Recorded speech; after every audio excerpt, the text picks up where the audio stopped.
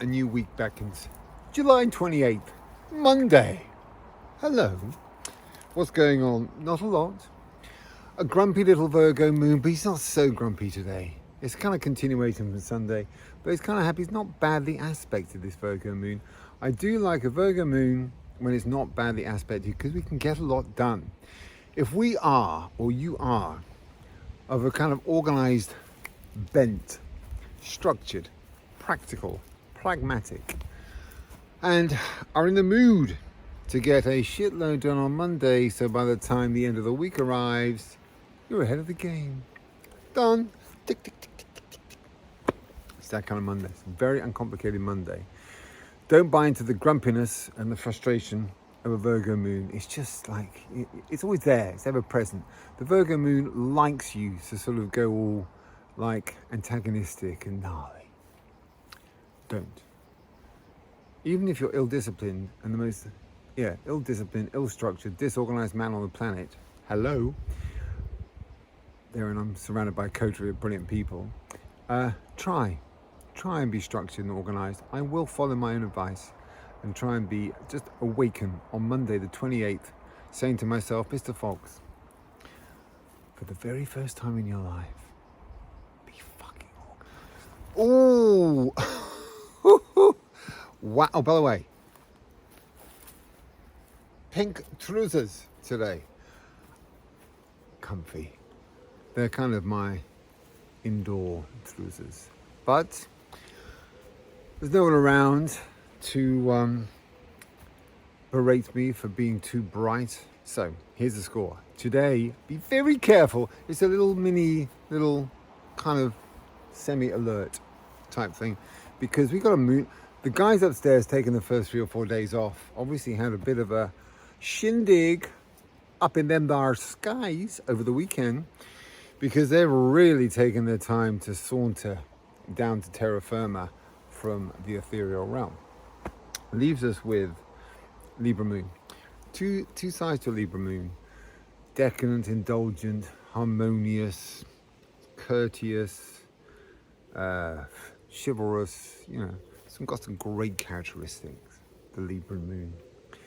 But sometimes, because you're ruled by Eris, when Eris is in a bad mood, picture Will Smith at the Oscars or something, I think it was, when he little bam to our little comedian, can't remember his name. That'll be the dark side of little Miss Eris. And she's in play today. Ooh, this is a potentially hideously volatile moon. I mean, this is like, it's the kind of Armageddon-esque moon. Eris in a bad mood, and this is, she comes from a really dark place, Eris. And when she's unhappy, it's really aggressive, gladiatorial, feminine energy at play here. And she's up against Neptune and Mars, the two bad boys, Neptune and Saturn, the two bad boys of astrology. So it's a war zone. It's this gladiatorial goddess that is Eris saying, come on, Saturn, what you got? Hey, Neptune, come on. A little high kick to Neptune, a little left hook to Saturn. Eris will be there going, is that all you got? Is that it? Don't go anywhere near that energy. It is ever present today on, what day are we? Tuesday, 29th. It's everywhere, right? It's just like a little click of a finger away. Don't succumb to our little gladiator as the sun beams down. That is Eris. The way to play this game is to harness the energy of Eris. There's a lot of in the system. Redirect it positively. If you succumb to Eris the gladiator, God only knows what the outcome of today will be. Well, I do hope you survived the rather gnarly, terrifying Libra moon. Eris, tell you what, with Libra women, right? When Libra women are unhappy, wow, man, you see the gladiatorial side. Woof! You don't want to mess with Eris, Libra woman, when she ain't happy. It's I describe it somewhat scary. Think about Libra women, beautiful, wonderful, harmonious, loving, delightful, great fun, naughty as hell, if I recall. But when they're unhappy, when they're not getting their way, little Eris kicks off. And that was the energy of yesterday. I just want to make a note of, with you Libra girls, right? Yes, you're wonderful, but wouldn't be the best thing to kind of begin to manage a bit more efficiently the other side. Now, today we have, what's today? Oh, that's right, my cherished, my true love, Chiron, is going retrograde. Now, there will be a gazillion astrologers going, oh, Chiron's going retrograde from July 30th to January the 2nd, 2026. You must spend 6 months healing your wounds, go back to the dark times, go back to those dark spaces, dredge up all the shite that you've moved on from. King drives me nuts. Nonsense! Fucking nonsense. Makes me... My life lesson in Vedic astrology is patience.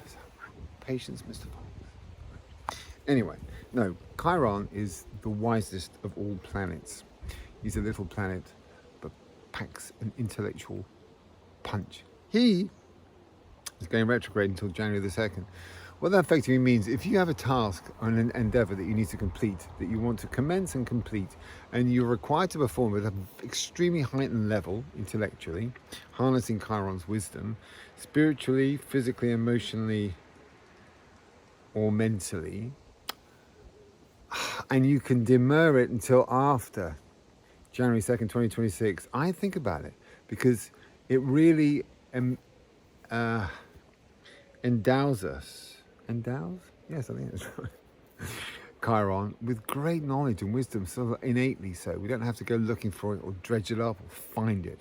So it's just be aware that Chiron, which is hugely benefic to us, it impacts every cell in our soul. You want it on side and it's not really on side, or it's like it's suppressed between July 30th and January 2nd, 2026. Want to make a note of. Also today, Venus moves into Cancer. Oh, love that. Look at you, Cancerians. It's a great year if you've got Jupiter in Cancer, right? This is magical for 12 months. Then you get Venus. Tell you what, Cancerians, you are so freaking in vogue. I honestly, you got it. Now, this is a magical period. To have Venus on side for a few weeks, a month or so, maybe 3 or 4 weeks, Jupiter all year long. This little window, I say between, well, this is July 30th and say probably like September 1st, something like that. Roughly, that's approximate, that one. You really got to take advantage of August. Cancerians, you really, really have. You and the Leos, of course, own that month. But you're really empowered. When you've got Jupiter and Venus in your sign simultaneously, the amount of good fortune and fiscal good fortune on your side is insane. It's insane. So, if you're a Cancerian and anything fiscal you want to sort of commence, oh boy, you're in a 4-week window right now. Anything fiscal, which has an element of like, oh, should I do it? Risk, blah, blah, blah. Go for it. That's for Cancerians, okay? For Cancerians. Now, Venus moving into Cancer per se is beautiful. You're aligning the moon with Venus. It's just heartfelt, beautiful energy across the board. Really, really. It's encouraging us to sort of work as a collective, to be nice and loving and kind and cherish the ones we care about. The ones we just think they're there and I'm very happy they're there. Fucking tell them then. It's that kind of energy, that kind of period, the whole of August. If I cherish and love and value someone greatly, and I haven't told them for like a day, a week, or a decade, this little window, be a wonderful period to just say, I want to tell you something. Without you, thank you, I'd be in trouble. Otherwise, were it not for you, dear friend. Howdy doody, Thursday, 31st of July. Oh, Venus, semi-sextile Uranus. Hello, loving that. Oh, yes, yes, yes. Gorgeous. Right. Venus, love and money. Semi-sextile, super positive, lucky, little poppy little aspect, semi-sextile, 30 degrees. It's the one next door. It's lovely. I love it, right? Uranus. Venus, semi-sextile, Uranus. Uranus, the unexpected. Yes, but it's Venus, love and money. It's semi-sextile, super positive. Unexpected joy, fun, magic. It rocks. It's a great day. Unequivocally, best day of the week so far. That's the beautiful Jane behind me. She lives above me. She lives above me and puts up with a lot of nonsense and never ever complains. She's a gem. Is Jane? Now, Venus semi-sextile Uranus, it's just unexpected positive outcomes fiscally and romantically. It's just that, right? Just keep an open mind, be receptive to everything. It is the kind of day when, I say it often, that kind of kismet synchronicity-esque type thing, when the guy you've been looking at for the last 3 months on the tube, and you kind of deliberately get off at the same time and sort of, just great. That just accidentally just, graze his shoulder or something like that. And you get nothing for 3 months. Suddenly, on this particular day, 31st of July, you accidentally brush past him, and he turns. And he looks into your eyes. And he says, yes, today was the day I was meant to touch base. Today is the day I was meant to acknowledge the stare, the brushing of my coat every day for 3 months. I thought you were a psycho, but now I'm thinking I like what I see. Unexpected love! Done! That, or maybe, I don't know, like, what do they call it? A windfall. It's rather an old term, certainly given my age away right there. A windfall may be bestowed upon these graceful shoulders on a day like today. Just have an open, positive, optimistic mindset today, and it could have a glorious outcome. But of course, there are no guarantees in life. It has great potential. August the 1st, Friday, August the 1st. Welcome to Leo time, like Leo's month, as it were. Now, what do we got? Sun conjunct Mercury, number 1. That's super cool. Essence of you. Conjunct, most powerful aspect that exists, 0 degrees. They sit on top of each other. They're sort of holding hands like this, walking along side by side. Yes, they're kind of like that. The Sun and Mercury. And it's all things networking, communication, contractual, all things like this, very positively aspected, extremely so. Essence of you, contracts, networking, meetings, agreements, things like this. Perfect day for it, Friday 1st of August. Absolutely the number 1 day this week. But, flip it. Other side of the coin, Venus square, Saturn and Neptune. Venus, love and finances, square, not great. The bad boys of astrology, Saturn and Neptune. Ooh. Well, I sure as hell wouldn't be dipping my toes into the muddied waters of love or finance today. If you do find yourself embroiled in a universe of finances and love in some way, shape or form, I don't know that it'd be the best outcome. Like, that kind of Adonis that you meet on Friday night. And he says, I think you're beautiful. And you're thinking, mutual. He says, wait there 1 second. I'm going to buy you a beautiful drink, a cocktail that you've never had before. You'll love it. Off he goes, 5 minutes later. Hello, darling. Sorry, I don't know. I've lost all my money. I don't know. Someone's stolen some bullshit. Probably a Sagittarian. Anyway, some nonsense. It's like that's kind of like Venus, Saturn, Neptune. It's an illusion. It's not real. It's sort of like So it's when Saturn and Neptune are badly aspected. It's illusion and sort of giving you nothing. So it's just those two whatever planet they're with is never going to be a positive outcome. Effectively, don't mess with love and money on this particular day. The Sun conjunct Mercury, great. So it's like communication.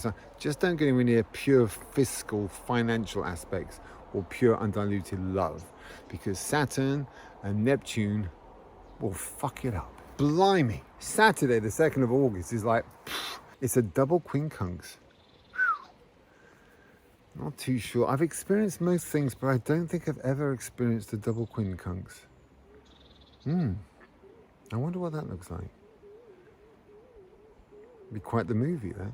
Right, now, I've gone off piste. Sorry. So, number 1, Venus quincunx Pluto. Quincunx is great, 150 degrees apart. I love that aspect. It's super positive, unless it involves Saturn. But it doesn't involve Saturn today. Sun quincunx Pluto. So it's not an essence of you, and Pluto is rebuilding. It's rebuilding. So this is a day when, if you want to rebuild fundamentally from the ground up, or just rebuild in any way, shape or form, in any area of your life, mental, physical, emotional, or spiritual, if you want to grow, rebuild, like deconstruct but reconstruct an aspect of oneself, right? The Sun, courtesy of Pluto, the king of rebuilding when it's in Aquarius, which he is now for 20 years, but previously in Capricorn, he just destroyed things, but now we love Pluto. Pluto rocks for 20 years. So, rebuilding fundamentally, or the commencement of a fundamental aspect of your soul. Today is day 1. Mars quincunx Chiron. But all the best students, I should say, will have noted that Chiron has gone retrograde. So Mars quincunx Chiron ordinarily would be great. You'd be fueled. The intellect, the knowledge that is Chiron would have been absolutely fired up, infused, top level. Man, you could have utilized it on a grand scale. But with a muted Chiron, who is in the early throes of retrograde motion, he's kind of subdued, and you're not going to benefit so much from this wonderful Mars energy. Still positive, still Mars. Quincunx, positive energy, so Mars energy, quincunx, positive aspect, 150 degrees, and the intellect of, but if it's sort of, it's positive, but it's sort of subdued, if you like. So if you just need to be, like, not super knowledgeable in a certain area, but just have enough in your back pocket to kind of like win out, come out on top, as it were, whatever it might be. You can utilize and harness the energy of Mars quincunx Chiron, because it's fundamentally positive, but you're not truly benefiting from the majesty of Chiron's intellect. But overall, you can love Saturday. It's mad, and it's a lot of energy going on, but it's extremely positive. Nothing negative, including Mars, which can sometimes be volatile, but here it's utilized beautifully. Great. Ooh! Sunday, 3rd of August. Do you know what we have here? Planets, long weekend. They're not playing. Sagittarian moon in play. Now, the Sagittarian sun, up and down like a yo-yo, man. The emotions, the moods of a Sagittarian sun. But the Sagittarian moon is kind of consistently naughty and adventurous and up for anything. It's kind of what we got today. So it's the kind of day when either one of you wakes up and says, I actually quite like the idea of just you and I sticking a rucksack on our backs and just wandering up a cool, through like a little emerald forest to a little ridge, and just gazing at the sun, and then maybe drinking the tequila that I snuck in my rucksack. Well, sort of thing I would do. And then maybe just getting a little bit naughty. Maybe just dancing naked on this ridge atop this beautiful mountain, and just seeing where that nakedness leads. Probably down lustful, naughty avenue. I love the idea of that. Sunday love, Sunday naughtiness on a sunlit ridge. Yeah. With a little of tequila to wash it all down. I like that Sunday. That's kind of the vibe. Just go with it. Just spontaneous madness, see where it leads. And if it leads to a little bit of adventurous love, great. Yes! One more shot of the pink. So comfortable, I can't tell you. I live in these damn things. I'm ashamed to say, but we did it. We made it another week. Thank you so much, as always, for just everything, really. You subscribe and you follow and you comment and you make me laugh and you kind of sometimes correct me or question me. I love it all, right? You learn, I learn. It's a wonderful relationship. I do what I do for you, but I definitely benefit from that interaction because secretly I'm such a hermit. I'm truly dreadful. So, interaction for a hermit, good thing. So, until next week, have a great time.